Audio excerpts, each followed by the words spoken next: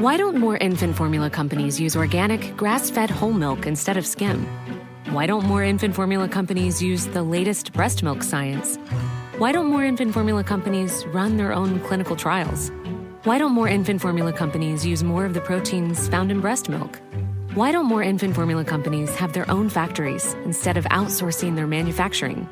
We wondered the same thing. So we made ByHeart, a better formula for formula. Learn more at byheart.com.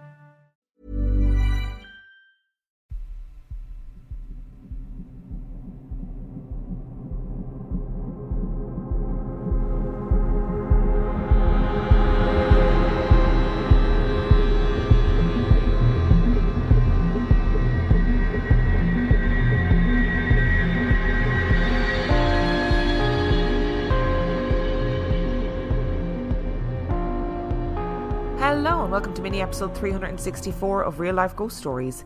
And I have 4 spooky stories for you today, and the last story comes from the 25th of May 2024. And story number 1 comes from Alexis. I had stories featured on your podcast. I don't remember the episodes, but it was about me and my friends using a Ouija board as kids and a ghost following me home, as well as the ghost in my college restroom that washed their hands. Well, I have more stories to share. One was in my apartment. I turned off the TV in the living room like I do every night and put my children to bed. And then I saw the light of the TV come on. I went back out to turn it off, and when I got to my bedroom, it turned back on again. I proceeded to unplug the TV and would have yeeted it into the trash if it came back on. Thankfully, it didn't. Another story I have, we moved into an older house built in the 1950s. My son refused to sleep in his room. He said it's scary because the cat without eyes is in there. I cleansed his room and blessed it, and he hasn't seen it since. Also, when we went to a traditional Hmong funeral for my significant other's uncle, it was 3 days long, and afterwards, when we got to the graveyard to bury him, my son started freaking out in the car, screaming that he was scared and wanted to leave, that there were scary things there. So he covered his ears and kept his eyes closed until it was time for us to leave. Then, while I was buckling him into his car seat, my door slammed shut, and there was a number 4 written on my windshield, which in Chinese culture is bad luck. Some Hmong people believe that as well. Every time we drive past a cemetery, my son covers his eyes and starts crying. The women in my family see spirits, including myself at times, but not as often as when I was a kid, and I guess he does now too. Just to say before I make any comments, it has started raining quite heavily where I am, so if you can hear the lovely pitter-patter of raindrops, just think of it as like added atmosphere, you know? I think the TV turning on and off would terrify me. Do you know what I mean? When you're going back and being like, no, I definitely turned that off and now it's on again. You switch it off, turn to go back to your room, and then you're just bathed in the light of the TV coming back on again. I'd be the same as you. I'd be like, one more time and I'm going to throw that TV out the window. The end. And it absolutely sounds like your son has got some, I don't know, some eyeballs that are seeing through the veil, you know, seeing the cat without eyes, which is absolutely a terrifying thing to say that they can see. And then to see things at the graveyard and always see things at the cemetery when they're driving by. Maybe, like you, he'll grow out of it, you know, that he'll get older and he'll stop seeing these things. And I kind of hope he does, both for his sake and your sake. And also to say, Alexis sent in a picture of the number 4 that was on the windshield. And I've seen it. It was definitely a number 4 on the windshield, and I cannot find the picture. I don't know what I did with it, whether I deleted it by accident or didn't download it properly. I don't know, but I apologise. I cannot find the picture to go with this story, but there was one, and just take my word for it that it was a convincing 4. And story number 2 comes from Ari. My first story comes from when my family and I first moved into our current house when I was about 3. I'm 14 now, so about 11 years ago. A little background. My dad and I have always been very interested in the paranormal, and both of us have been pretty in tune with the so-called psychic abilities, like sensing ghosts and other entities. When I was around 5 or 6, I remember waking up and running into my parents' room most nights because of a man I saw in my closet if I didn't close it before bed. I called him the Hat Man, and he was a large shadowed figure of a man wearing a fedora hat, a trench coat jacket, and bright red eyes. Now, I didn't actually know this until earlier last year, but apparently the Hat Man had been commonly seen by a lot of children my age, and most likely still is. I don't really know if he was just a hallucination of my childlike brain, but I do know he definitely scared the hell out of me as a kid. My second story is from about 3 or 4 years ago when the pandemic first started. During quarantine, I started an obsession with scented candles because I liked the way it smelled, and I would always light them around my room. A few months into this new hobby of collecting them, I noticed that they would go out a lot without me touching or doing anything to them.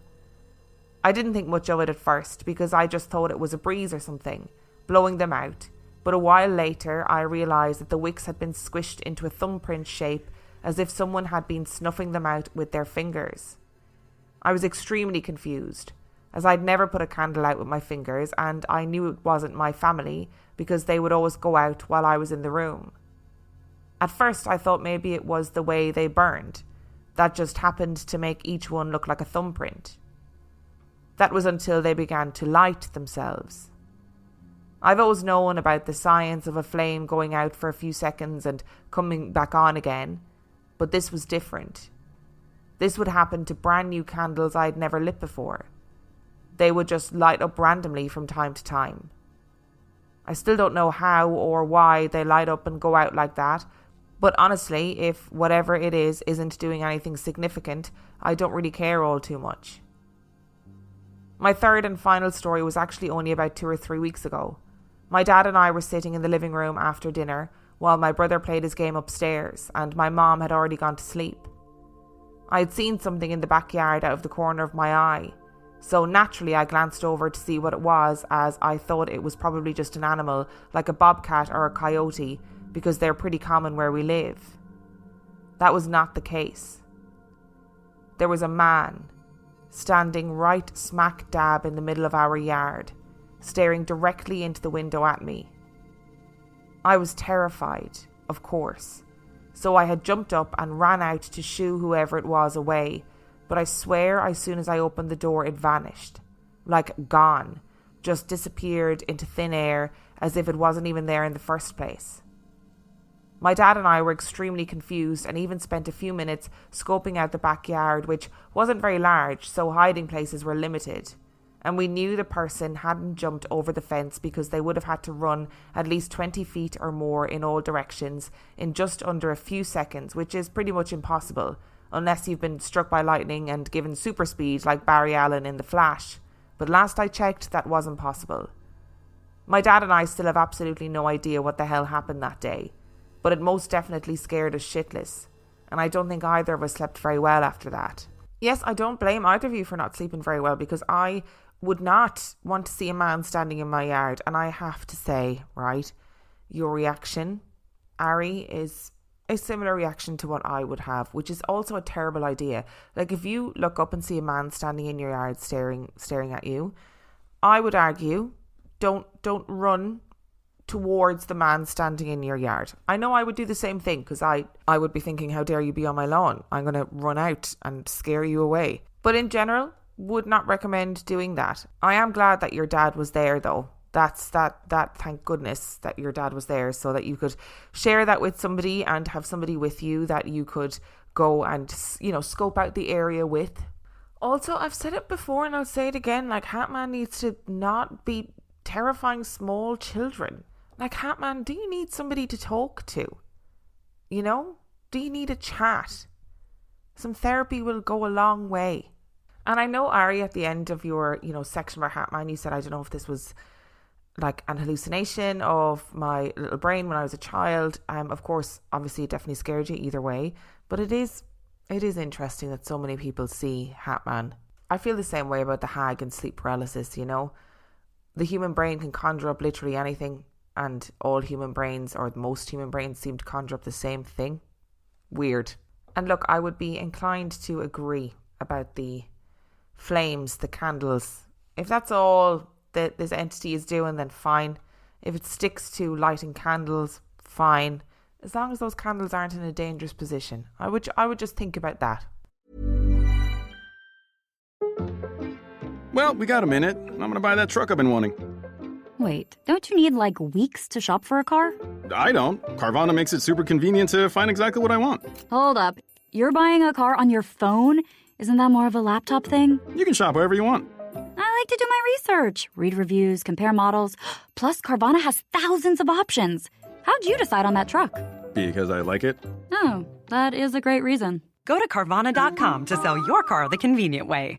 Ryan Reynolds here from Mint Mobile. With the price of just about everything going up during inflation, we thought we'd bring our prices down. So to help us, we brought in a reverse auctioneer, which is apparently a thing.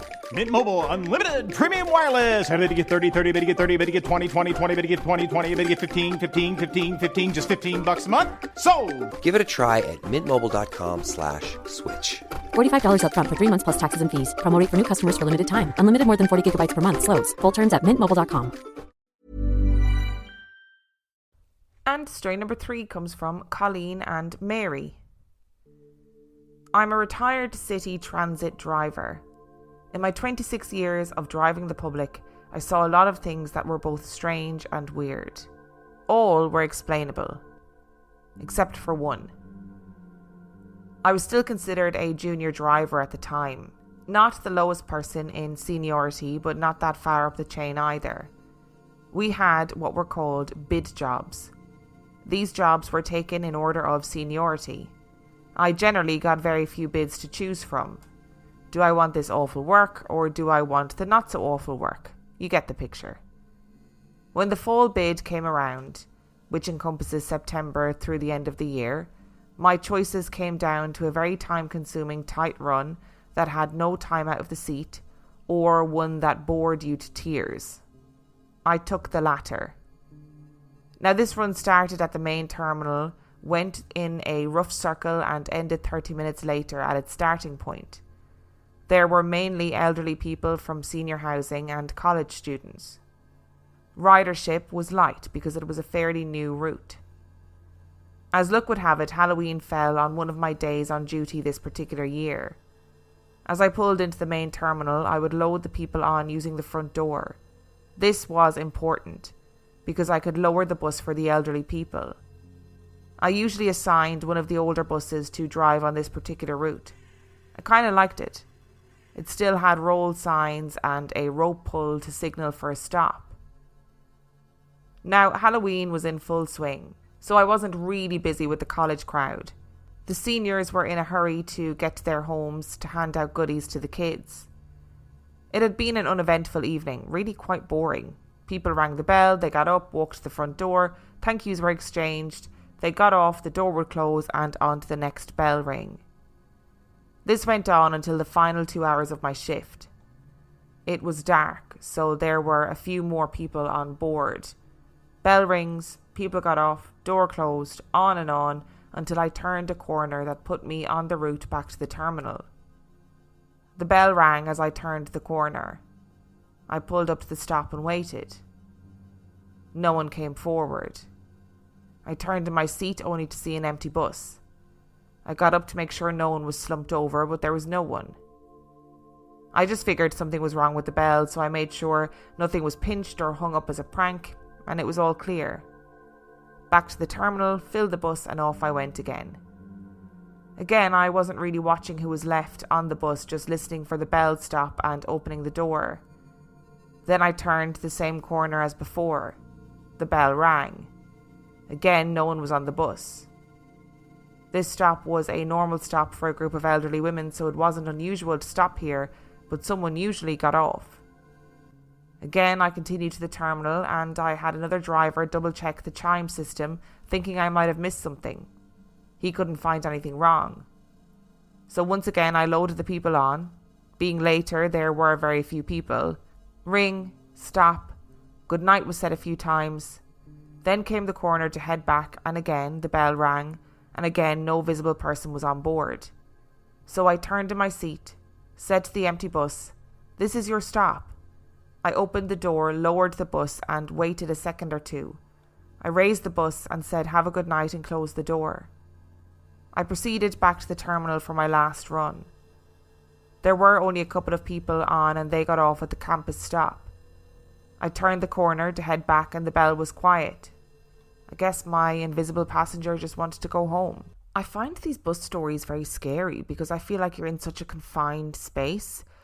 You know, ordinarily if you're in work and something scary happens, you can leave the office, go step outside, have a bit of a calm down, not be in the space that's scaring you. Whereas when you're on a bus, you're confined. You got a run to do. People are relying on your service. And I mean, much and all as you might want to, you can't just abandon that bus and leave all the people on it and walk away and say, "Listen, I'm not doing this again." It's very interesting that this bell would only ring after the driver had passed a certain corner, and then the bell would ring. And it is also very interesting that it stopped after they had kind of done the routine of, "This is your stop, lower the bus, let this entity, this phantom bell ringer, let them get off and then continue on as normal." I mean, maybe all this entity wanted was a bit of recognition, a bit of notice to kind of do the things, the normal everyday things that they used to do in life. And maybe that was why it stopped after they were recognized. I also think it's quite lovely and respectful that, you know, you stopped the bus and went, "Okay, we're going to face this head on. I'm going to be polite to you and treat you the same as I do the living," you know? Still, though, it does scare me that these things happen on buses. It does scare me. And story number 4 comes from Emilia. When I was around 8, I moved into a new house with both my mom and dad and 2 sisters. There were only 3 rooms, so my younger sister and I shared a small room. We had a bunk bed.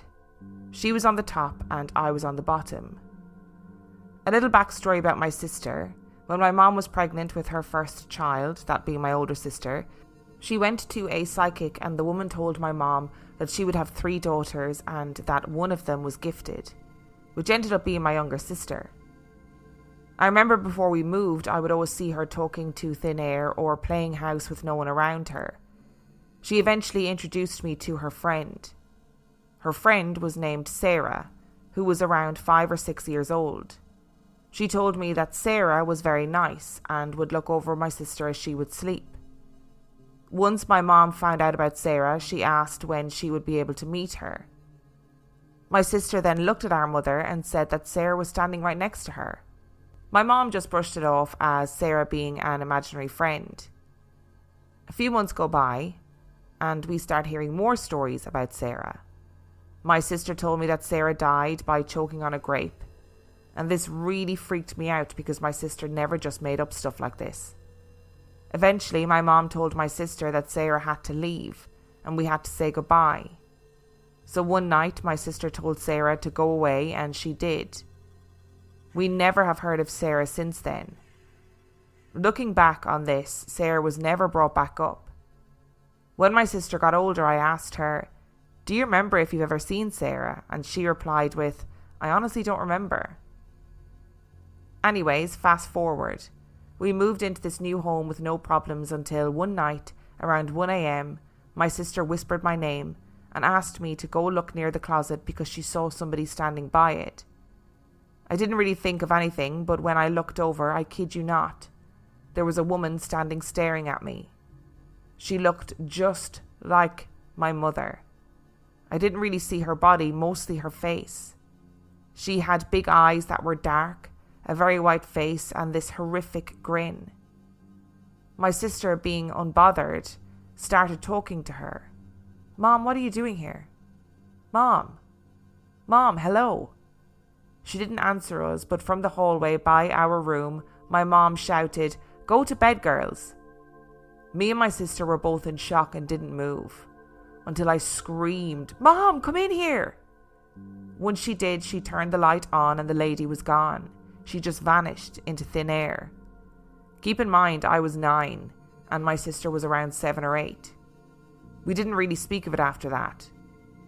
For a while after seeing it, I got my dad to sit at our door until we fell asleep. We eventually moved out of that house around the ages of 11 and 12. I never brought up that woman until I was about 15. I asked my sister one day if she could give me the details of that woman, so she did. I was shocked, because I didn't realise that we had both seen the same thing, and I knew it wasn't a dream.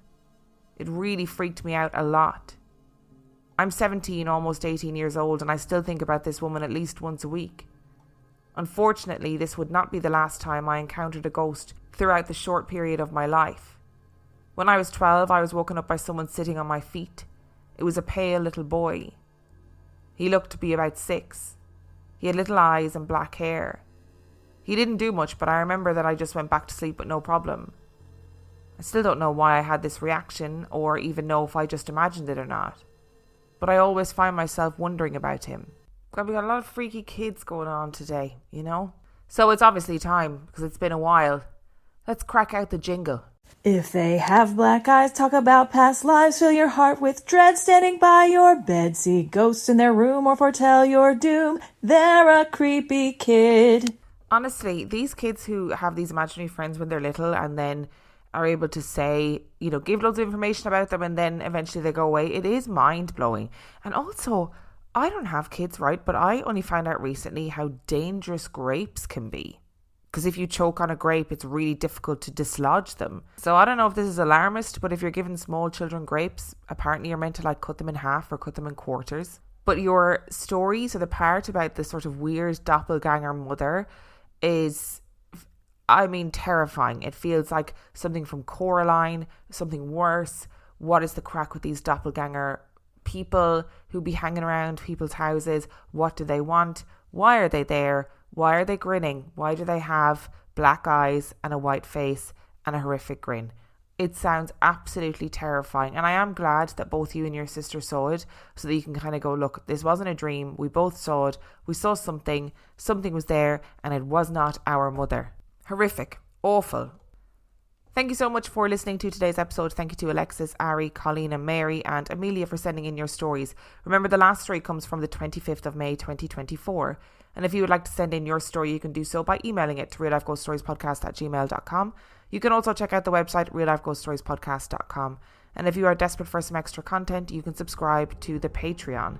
That is patreon.com/reallifeghoststories, where for $5 a month or $2 a month, you get access to heaps of extra content, as well as every single main and mini episode completely ad-free.